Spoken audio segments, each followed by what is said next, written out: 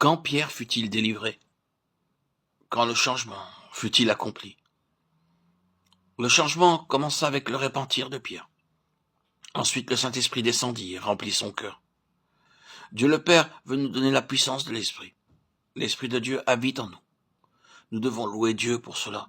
Et ensuite, confesser comment nous avons attristé le Saint-Esprit.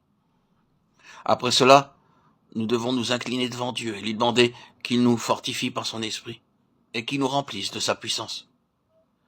Et comme l'Esprit nous révèle Christ, Christ viendra habiter en nous pour toujours. Et notre égoïsme sera expulsé. Nous devrions nous humilier devant Dieu et lui confesser l'état de l'Église entière. Il n'y a pas de mots pour décrire le triste état de l'Église de Christ sur la terre. Pensez aux chrétiens qui vous entourent.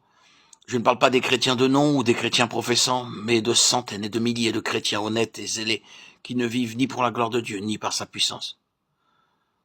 Nous avons besoin de confesser les péchés du peuple de Dieu et de nous humilier nous-mêmes.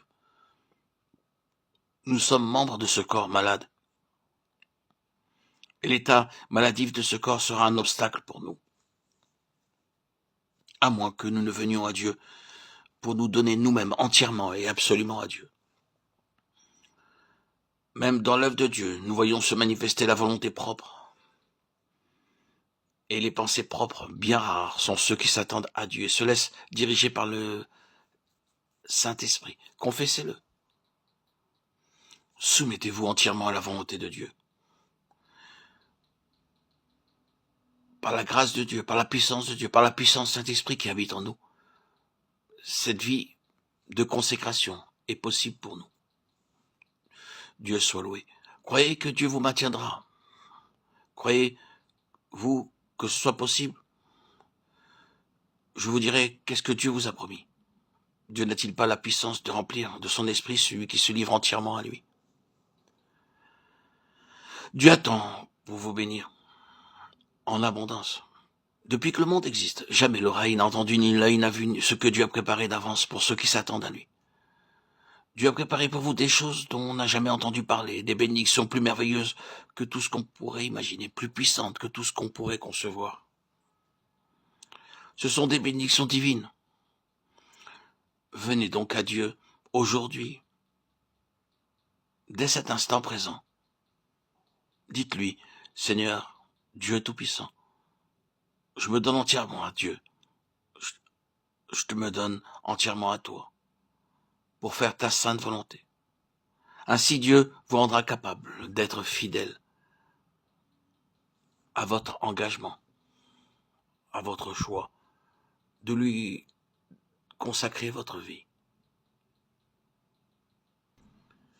J'ai entendu parler d'un chrétien zélé qui disait que la pensée de la séparation et de la mort était cruelle.